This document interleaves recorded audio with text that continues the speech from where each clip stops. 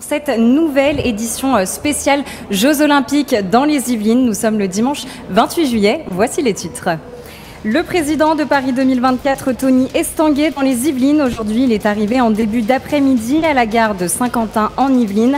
Accompagné de Valérie Pécresse, le président du comité d'organisation des JO a rejoint le site des épreuves de VTT sur la colline d'Elancourt grâce aux navettes mises en place par Île-de-France Mobilité. Après le concours complet hier à Versailles, c'est au tour du VTT de faire son entrée sur la colline d'Elancourt. Cet après-midi, les femmes se sont affrontées sur l'épreuve reine du cross-country. Nous retrouverons sur place notre journaliste Michael Elmidoro avec Laurent Panchic, membre du VCE Sky Team Broussaire. Ils nous en diront plus sur l'épreuve et sur l'ambiance sur place.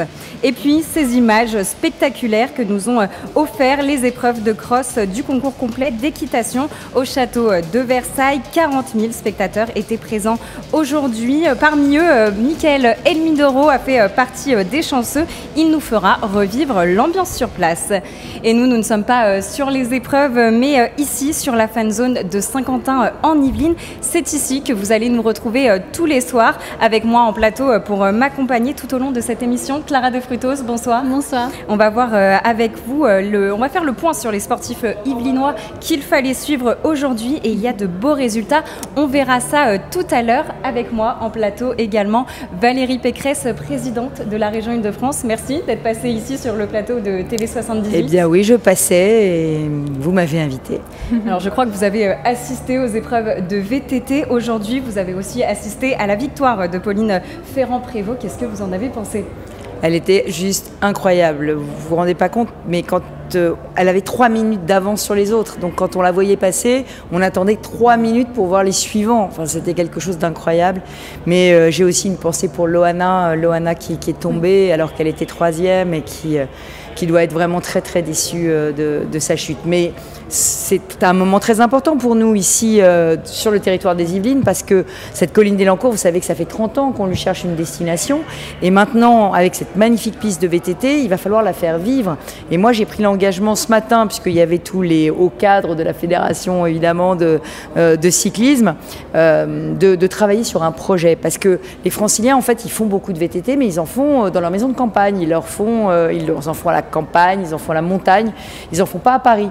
Et donc l'idée ce serait de le faire vraiment vivre ce site et d'en faire un vrai site du vélo qui serait un vrai héritage des Jeux. Parce que si on ne le fait pas, évidemment la colline après, eh bien, elle risque vite de revenir à un état de semi-nature. Donc on va travailler sur ce projet, évidemment avec aussi le président de l'agglomération de Saint-Quentin en Yvelines, Jean-Michel Fournier. Ça c'est le projet pour l'après-JO. Qu'en était-il aujourd'hui de l'ambiance qui avait l'air incroyable, hein, c'était plein. Ambiance de folie, mais justement on n'a jamais vu cette colline aussi belle. On l'a jamais vue aussi belle. On ne l'a jamais vue avec autant de public et je crois qu'elle a trouvé sa destination. Et alors on attend les hommes demain, mais vraiment, et puis je pense qu'il y avait énormément d'habitants des Yvelines qui étaient venus, d'habitants de Saint-Quentin en Yvelines et je pense qu'ils ont dû trouver le site absolument magnifique et que voilà, ça a dû leur donner beaucoup d'envie pour l'année prochaine. Ambiance incroyable sur le site, mais aussi ici, sur la fan zone de Saint-Quentin en Yvelines. Comment vous la trouvez, cette fan zone ? Magnifique. Alors, je suis très fière parce que, eh bien, quand on a décidé de faire des 120 fan zones en Ile-de-France, l'idée, l'ambition, c'était que tous les Franciliens, même ceux qui n'ont pas de place pour les Jeux, et notamment ceux dont les enfants ne partent pas en vacances, puissent avoir un endroit pour être vraiment dans l'ambiance. Et là, je dois avouer qu'avec les écrans géants qui ont été installés, la scène, cette ambiance très festive, on est vraiment dans les Jeux. Et puis on peut faire des initiations à tous les sports, les enfants sont ravis, ils découvrent, on fait même du para-foot, du para-hand, enfin c'est absolument super. Alors j'invite vraiment tout le monde à venir découvrir toutes alors 11 clubs Paris 2024 comme ici à Saint-Quentin, mais aussi des fan zones plus petites qui sont dans toutes les villes Île-de-France et je pense, alors on est dans les Yvelines ici, on est terre de jeu, mais il y a aussi 3 départements orphelins qui n'ont pas de zone de jeu, le Val-d'Oise, l'Essonne et le Val-de-Marne. Et bien évidemment, c'est là aussi qu'on a mis le plus d'impact parce qu'on veut vraiment que tous les habitants se sentent partie prenante. L'objectif, c'est ça aussi, c'est de donner l'opportunité à tout le monde, même ceux qui n'ont pas de place, de pouvoir vivre les Jeux. Oui, et puis aussi de leur donner envie de faire du sport, parce que je pense que quand on aura vu tout ce sport à la télé, les enfants vont avoir envie aussi de s'y mettre, donc venir tester un petit peu ses capacités. Est-ce qu'on est bon pour le tir à l'arc? Est-ce qu'on est bon pour le judo? Est-ce qu'on est mieux plutôt sur un vélo? Donc en fait, c'est intéressant pour les enfants aussi de venir un petit peu se familiariser. Et puis pour les familles qui ne savent pas toujours quoi faire des enfants au mois de juillet quand on est haussien ou quand on ne part pas en vacances, je crois que c'est très, très important. Eh bien, merci beaucoup Valérie Pécresse. C'est les jeux pour tous. Exactement. Merci beaucoup Valérie Pécresse. Merci à vous, merci sur notre plateau. Et bonne mission, alors bonne saison sur cette fan zone de Saint-Quentin. Merci. Alors Clara, avec vous, on verra dans quelques instants le programme pour les épreuves, les médailles également. En attendant, on va dérouler dès maintenant le programme pour ce soir.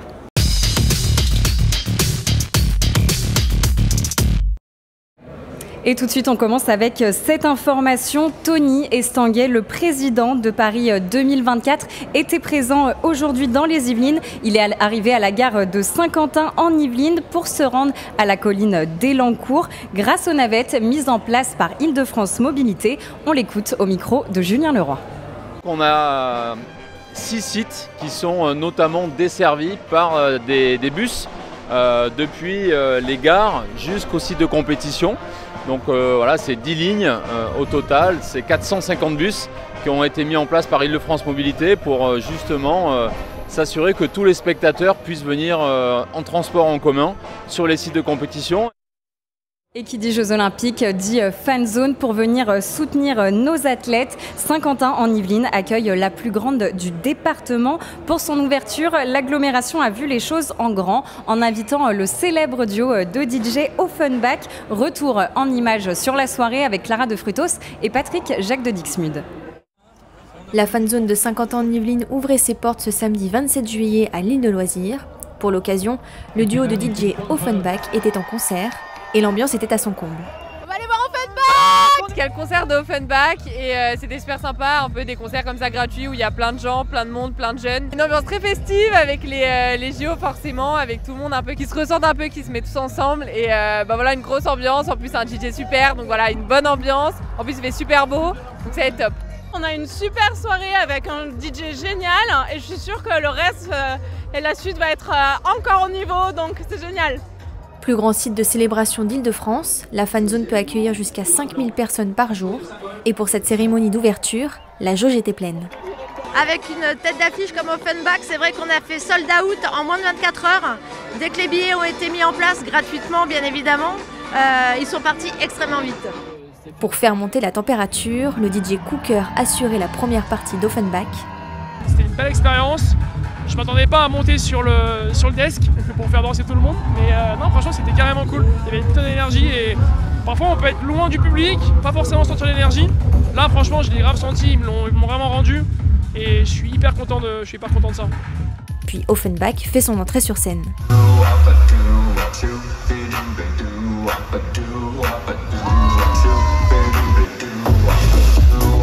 Pendant près de 1 heure, le duo de DJ a fait vibrer la fan zone au son de ses plus grands hits.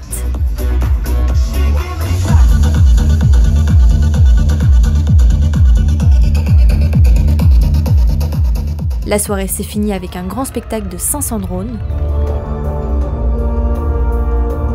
D'autres soirées comme celle-ci sont prévues à la fan zone de Saint-Quentin en Yvelines. Le samedi 3 août, Vincent Vinel et le DJ Brokenback seront en concert. Et pour finir, le site de célébration se clôturera par un concert de Magic System le 10 août prochain. Et pour réaliser cette fan zone de 4 hectares, les équipes de l'agglomération ont longuement travaillé sur le projet. Clara, vous avez rencontré Ludivine de Bast, la directrice des sports de Saint-Quentin en Yvelines, en charge de la zone, hier soir lors de l'inauguration. Regardez son interview. C'est la plus grande fan zone du département des Yvelines. L'agglomération de Saint-Quentin en Yvelines accueille depuis aujourd'hui au cœur de l'île des Loisirs son site de célébration officiel. On en parle avec Ludivine de Bast. Bonjour. Bonsoir. Alors vous gérez en fait la fan zone, c'est bien ça? Ouais, exactement. Saint-Quentin avait envie de proposer en fait à la population un site exceptionnel pour vivre l'émotion des Jeux et je crois qu'on a réussi. Et alors comment est-ce que vous l'avez imaginé cette fan zone? Comment vous l'avez pensé? En fait, on fait partie des clubs labellisés par Paris 2024, donc on est une fan zone officielle, du coup c'est le club 2024 de Saint-Quentin en Yvelines. On l'a pensé comme vraiment un espace de festivité, un lieu de pratique sportive, un lieu d'animation, de concert, un lieu où les gens allaient pouvoir vivre l'émotion des Jeux et bien évidemment avant tout un espace de diffusion, de retransmission des épreuves olympiques. Et alors qu'est-ce qu'on va y retrouver sur cette fan zone? Tous les jours, de 14h à 18h, une trentaine d'ateliers sportifs animés par différentes associations. On aura également des ateliers culturels, le Made in Sky, pour pouvoir découvrir aussi les innovations du territoire, des startups, nos talents locaux, des artisans seront présents. Et surtout, 3 soirées. Le 3, là, avec une petite soirée d'ouverture. Quand je dis petite, c'est un euphémisme puisqu'on a la chance d'accueillir les DJ internationaux Offenbach. Prochaine soirée, le samedi 3 août, un petit peu consacré aux talents locaux. On va mettre aussi en avant toutes les pratiques et handisport où tout le village va se mettre à l'heure paralympique. On aura Brokenback et pour finir le samedi 10 août, on aura la chance d'accueillir Magic System et Sound of Legend, pareil, des DJ qui en ce moment crèvent les plafonds dans tous les festivals. Et alors la fan zone, elle est grande, elle mesure combien? Il y a combien de prestataires ici? On est implanté sur l'île de loisirs de Saint-Quentin en Yvelines, sur 3,4 hectares. On a une capacité de 5000 personnes. Pour pouvoir produire ce site, on a plus d'une centaine de personnes qui ont travaillé sur le montage du site. On en a eu pour 10 jours de montage, 30 semi-remorques et on a plus de 50 bénévoles qui vont être là tous les jours pour pouvoir vous accueillir et vous faire vivre l'émotion des Jeux. Ça a dû être long à organiser. Depuis quand est-ce que vous pensez à cette fan zone, à l'organisation de cette fan zone?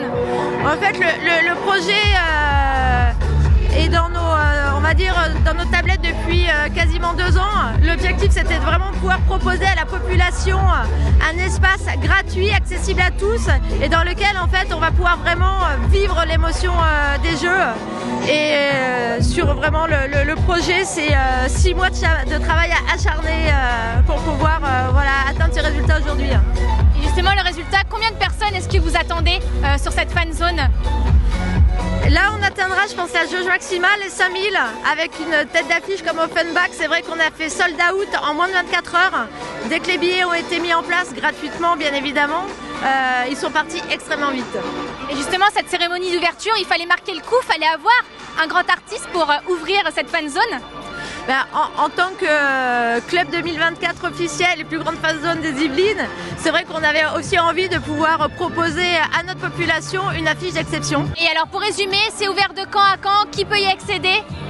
Alors c'est ouvert à partir d'aujourd'hui, de midi à 22h30 en fonctionnement classique, tous les jours hormis le 30 et le 31 juillet. Globalement à retenir, c'est tous les jours où il y a des épreuves olympiques sur le territoire de Saint-Quentin en Yvelines.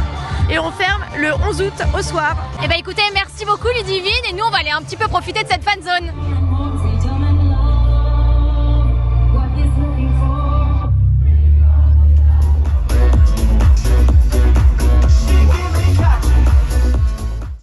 Allez, tout de suite les résultats dans les Yvelines.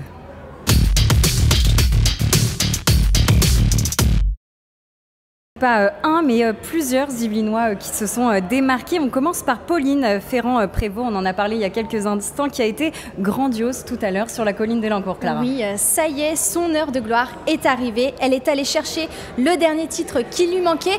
À domicile en plus, la vététiste Pauline Ferrand-Prévot vient de décrocher sa première médaille d'or olympique. Elle offre donc la deuxième médaille d'or de la France aux Jeux olympiques. On la félicite, elle qui n'attendait que ça. On a quand même une petite pensée pour Loana Lecomte. Elle était l'autre chance de médaille française. Elle a malheureusement abandonné après une lourde chute durant la course. En aviron maintenant, Clara, Claire Beauvais fait aussi une très belle entrée en matière. Oui, la rameuse originaire de Mantes-la-Jolie assure sa place en demi-finale avec sa coéquipière Laura Tarantola. Elles finissent à la deuxième place de leur série dans la catégorie 2 de coupe poids léger. Elles peuvent donc encore rêver de l'or olympique. Et puis, ils font partie des Français qui ont brillé hier. L'équipe de France de basket s'est imposée face aux Brésiliens. Parmi les stars de l'équipe, il y a un certain, on le connaît, Victor Wembanyama, natif du Chénet-Rocancourt. Voici son interview express réalisée il y a quelques jours à l'INSEP.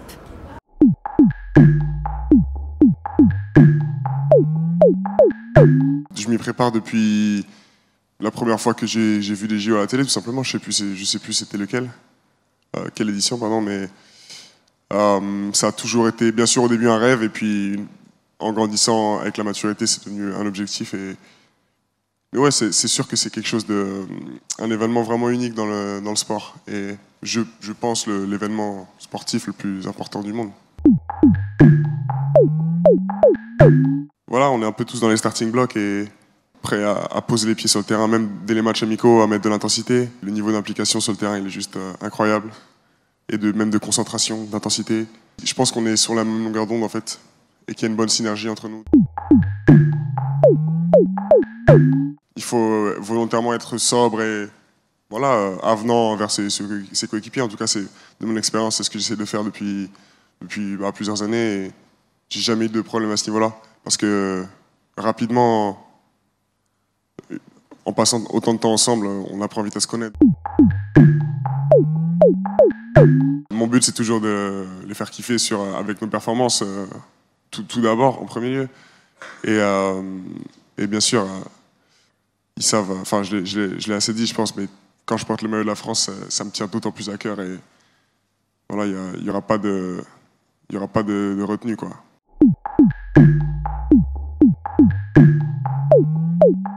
Direction maintenant les tatamis de l'Arena Champ de Mars où plusieurs Yvelinois concouraient. Oui, Amandine Bouchard, la licenciée du PSG judo, s'est qualifiée en demi-finale dans la catégorie des moins de 52 kg. Le bloc final a commencé depuis 16h. À noter que la judokate est favorite, elle est 4e mondiale de sa catégorie. Par contre, pour Walid Kiar, c'est terminé. Le licencié aussi du PSG judo s'incline en quart de finale dans la catégorie des moins de 66 kg. Le judoka vise maintenant le bronze pour le bloc final qui a aussi démarré à 16h. Et Clara, déception aussi côté tennis pour Caroline Garcia. Oui, la native de Poissy s'est inclinée dès le premier tour face à la Roumaine Jacqueline Christian. Ce scénario, elle l'a déjà vécu il y a 3 ans lors des JO de Tokyo. Elle s'était également fait battre dès le premier tour. Et les premières médailles tombent. On commence par cette victoire historique. Clara, pour la première fois, l'équipe de France de rugby à 7 remporte une médaille et pas n'importe laquelle. Et pas n'importe laquelle, Gabriel, puisqu'il s'agit de la médaille d'or. Hier soir, les Bleus affrontaient les Fidji pour la grande finale. Un match qui a un air de revanche, puisque les Français ont déjà affronté cette équipe lors des poules. Les Fidji avaient finalement gagné 19-12. Cette fois-ci, les Bleus ont su faire la différence. Le score final est relativement lourd, 26-7. Le natif du Chénet-Rocancourt, Jean-Pascal Barak, savoure cette victoire. Il déclare à l'équipe hier: j'ai commencé le 7 en 2012, pas pris en 2007, pas qualifié en 2021. Et là, on gagne ce soir face au double champion olympique. C'est vraiment du pur plaisir. Et pour nous aussi, c'était vraiment du pur plaisir. On les félicite. On continue avec un autre champion, cette fois-ci en judo. Oui, on en parlait hier. Le licencié du PSG judo, Lucas Meredzi, a finalement été battu en finale, mais il remporte quand même l'argent dans la catégorie des moins de 60 kg. Pour résumer un petit peu, Clara, où est-ce qu'on en est dans le classement des médailles? Eh bien, la France commence très bien la compétition, puisqu'elle détient au moment où je vous parle 5 médailles, 2 en or grâce à la victoire de Pauline Ferrand-Prévot tout à l'heure, 2 en argent et 1 en bronze. Dans le classement général, la France est en 3e position ex-aequo avec la République de Corée, derrière l'Australie et la Chine. Et demain, le programme est également très dense, Clara. Oui, Gabriel, en escrime, le fleuret individuel homme commence demain à 9h25 avec à la clé peut-être une chance de médaille pour le natif de Saint-Germain-en-Laye, Julien Mertine. Demain, il y a aussi du handball. L'équipe de France affrontera la Norvège à 19h pour le second tour. Un match durant lequel les Bleus espèrent faire mieux parce que je le rappelle, ils ont perdu leur premier match face au Danemark 37-29.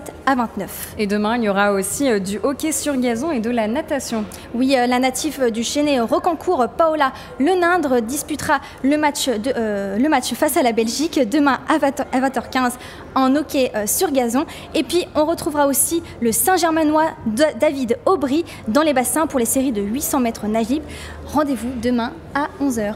Et dans les Yvelines, les épreuves continuent aussi de s'enchaîner. Oui, au château de Versailles, le concours complet d'équitation touche à sa fin avec demain les épreuves du saut d'obstacles. Toutes les chances sont de notre côté puisque la France est en seconde position du classement provisoire. Les Français sont à moins de 5 points de la médaille d'or en équipe. Alors tout est encore possible. Ça se jouera demain sur le parcours du saut d'obstacles et à la colline d'Elancourt. Ce sera maintenant au tour des hommes de s'affronter lors des épreuves de VTT. Elles débuteront à 14 h. On pourra notamment suivre Victor Corezzi et Jordan Sarrou pour l'équipe de France. Eh bien, rendez-vous demain où on fera un nouveau point sur ces médailles. Merci beaucoup Clara de Frutos d'avoir été avec nous.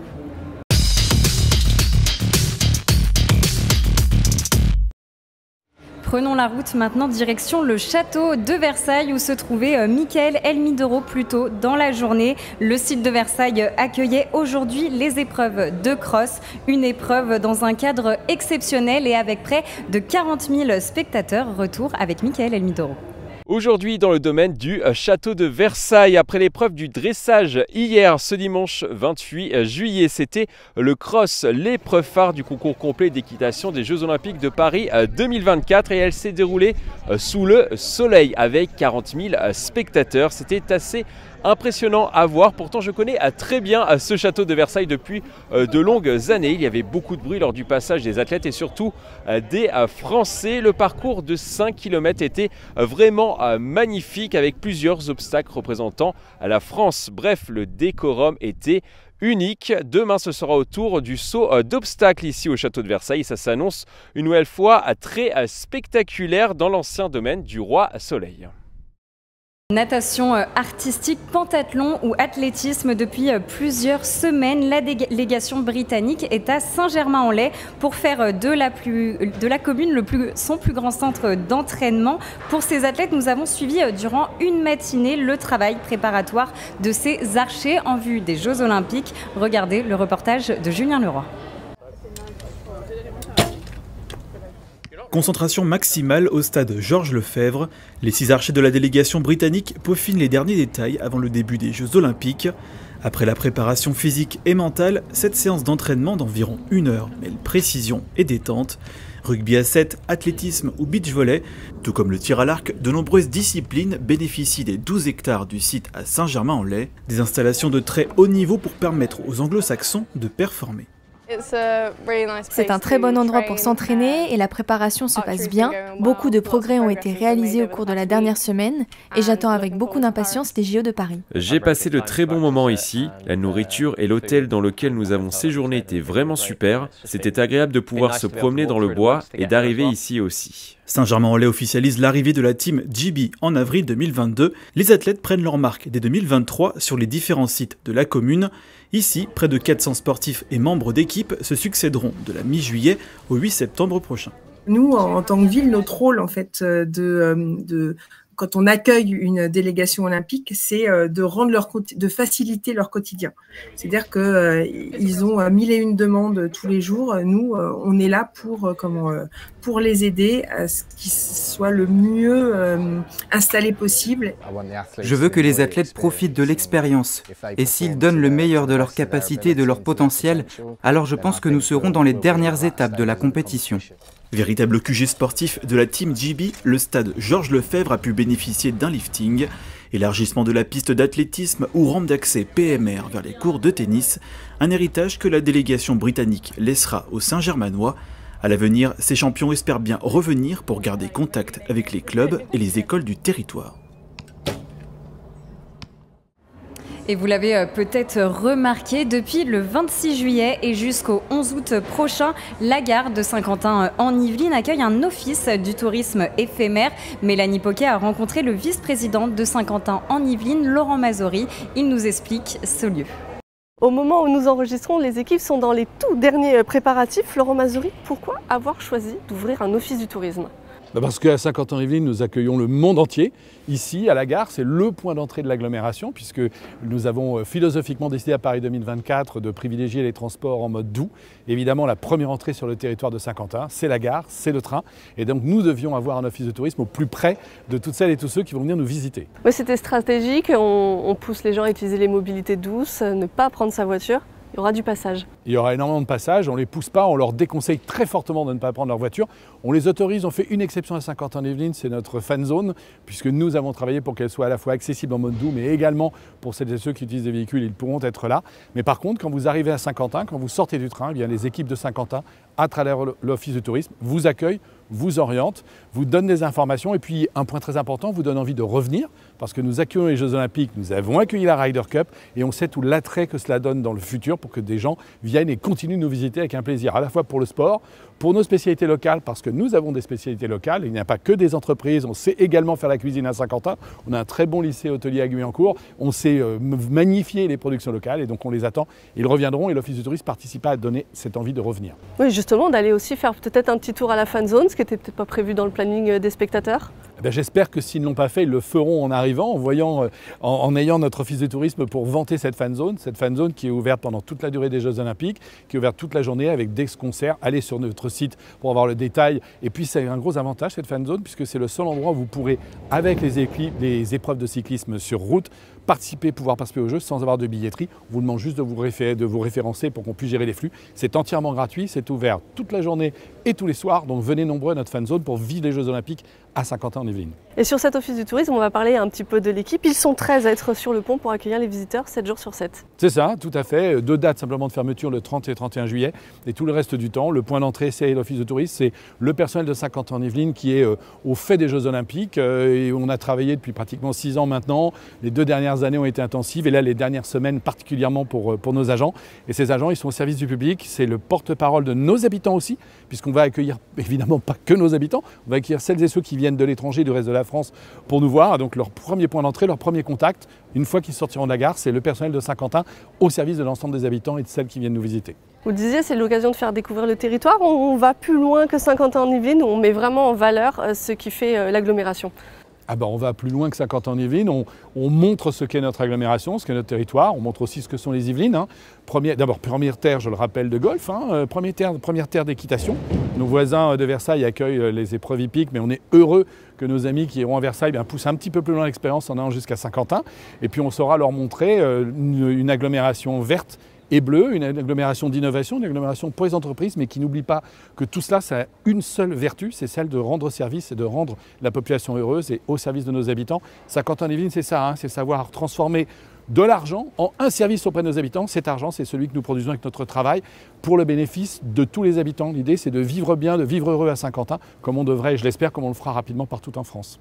D'un point de vue pratico-pratique, l'office fermera ses portes le 11 août, elle rouvrira pour les Jeux paralympiques. Est-ce que c'est destiné plus tard à ouvrir? On sera essentiellement sur le vélodrome, donc du coup l'amplitude de fréquentation ne me permettait pas d'avoir une ouverture de notre office de tourisme, mais ne vous inquiétez pas, sur le périmètre du vélodrome, il y aura tout le personnel nécessaire pour orienter celles et ceux qui viendront pour le paracyclisme. C'est très important, je rappelle que le vélodrome c'est un écrin, il a évidemment servi de vaccinodrome, mais il a déjà accueilli 2 fois les championnats du monde de cyclisme sur piste, donc on sait faire. Celles et ceux qui viendront pour paracyclisme, c'est très impressionnant, il faut voir comment ça se passe, il faut venir au para, mais nous n'aurons pas notre office du tourisme ouvert.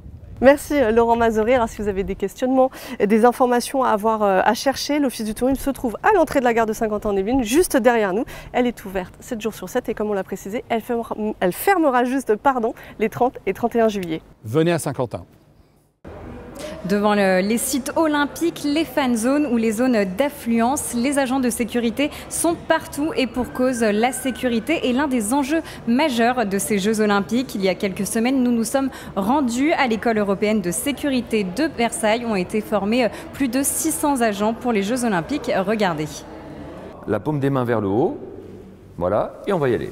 Fouille ou encore palpation, ces gestes, les agents de sécurité déployés aux abords des sites et des fan zones vont les répéter plusieurs milliers de fois durant les Jeux olympiques. Dès que j'identifie l'arme, qu'elle soit une arme par nature ou qu'elle soit une arme par destination, vous avez 1 seconde pour réagir. Parmi ces agents, nombreux ont été formés à l'école européenne de sécurité privée de Versailles. Ici, une formation spécialement dédiée aux JO a été créée cette année, au programme cours théorique mais aussi exercices pratiques.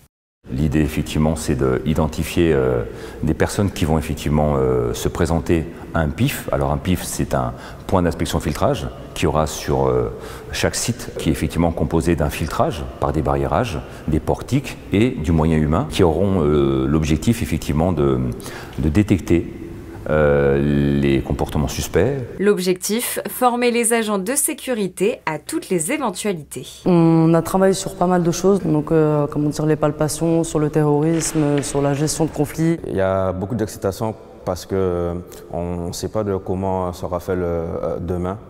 Donc chaque jour pourrait apporter son lot de surprises. Et justement, c'est ça qui forge l'agent de sécurité aussi. Depuis sa création en 2013, l'établissement est une référence en matière de sécurité dans les Yvelines. Pour le directeur général de l'école, il a tout de même fallu s'adapter à la demande inédite des Jeux Olympiques. L'enjeu pour l'école, ça a été de répondre à la très forte pression donnée par le gouvernement français dans le cadre de la préparation des Jeux Olympiques. Donc nous avons très nettement augmenté le volume des personnes formées et nous n'avons pu le faire que grâce au très bon travail, et je suis content de le souligner, de Pôle emploi, devenu France Travail, et du ministère de l'Intérieur. Aujourd'hui, plus de 600 agents formés à Versailles sont déployés pour les JO. Ils assureront notamment la sûreté et la sécurité aux abords des sites olympiques pendant toute la durée des épreuves.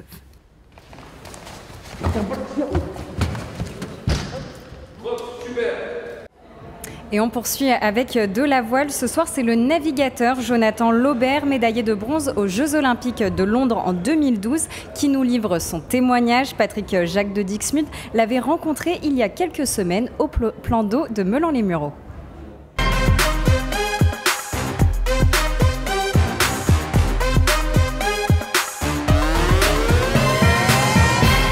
En 2012 pour moi c'était les premiers jeux et ce qui était assez sympa c'est qu'en finale olympique, c'est-à-dire pour les 10 premiers, j'étais le seul pour qui c'était ses premiers JO et j'ai eu la chance de gagner cette finale.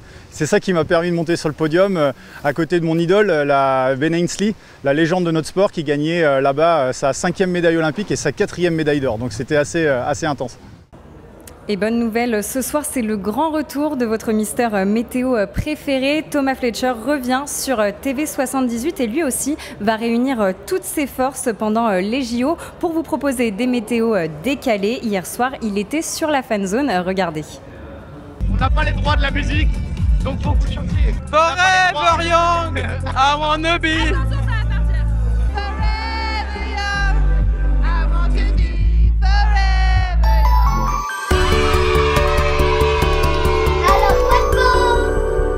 Bonjour à tous, première météo des JO, c'est la cérémonie d'ouverture, on n'a pas les droits sur la musique, alors on va chanter pour éviter de se faire strike. Oh yeah! I wanna be in the heat, I wanna close the night. C'est trop bien! C'est pas ça le refrain. Ah, le refrain! Est-ce qu'il y a pas? Je sais pas.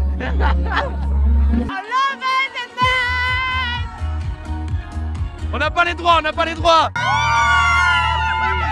On fait une chenille. Hein? On fait une chenille? Ouais, comment on fait une chenille? Ah, comme ça.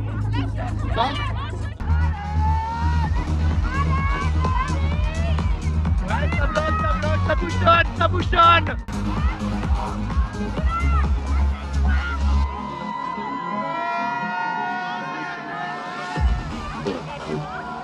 Belle chenille. Ça se passe bien? T'es venu pourquoi? Parce que c'est cool. Tu danses un peu? Oui. Vas-y, monte.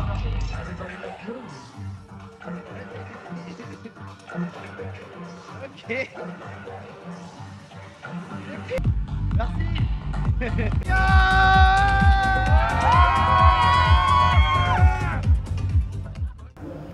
Et juste avant de se quitter, un point sur la circulation dans les Yvelines demain. Pour rappel, les épreuves d'équitation ont débuté. Voici donc les zones rouges qui seront interdites aux voitures autour du site de Versailles. La départementale 10 dans les deux sens de circulation entre Versailles et Saint-Cyr-l'École sera fermée jusqu'au 12 août. Est également concernée la rue de l'Indépendance américaine et la rue Pierre de Nolac. Enfin, la rue de l'Orangerie passera en sens unique du château à la cathédrale cathédrale Saint-Louis pour faciliter le retour des navettes vers les gares.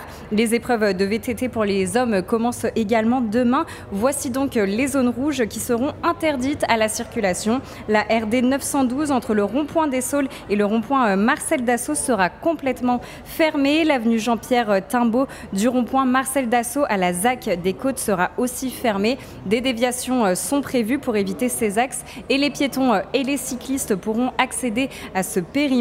Autre restriction à vous rappeler, autour du site olympique du Vélodrome de Saint-Quentin, cette fois, ce sont les rues des Louvières et la rue Fignon qui seront interdites aux voitures jusqu'au 12 août. Au Golf National à présent, l'avenue du Golfe sera fermée à toute circulation jusqu'au 12 août. Voilà pour ce qui concerne les zones en rouge, mais d'autres axes sont en zone bleue, ce qui signifie que vous pouvez accéder au périmètre, mais seulement si vous avez un justificatif. C'est le cas de la RD7 autour des gares de Versailles, ainsi que les rues autour de la gare de Saint-Quentin en Yvelines, comme l'avenue Gustave Eiffel, l'avenue du Centre, la place Choiseul, l'avenue de la Gare et la rue Georges Stéphanson. Voilà, et c'est déjà la fin de cette émission spéciale Jeux Olympiques. Mais on vous retrouve dès demain pour une nouvelle émission au même endroit à 17h depuis la Fan Zone. En attendant, vous pouvez continuer de nous suivre sur nos réseaux sociaux. Et très belle soirée à vous sur TV78.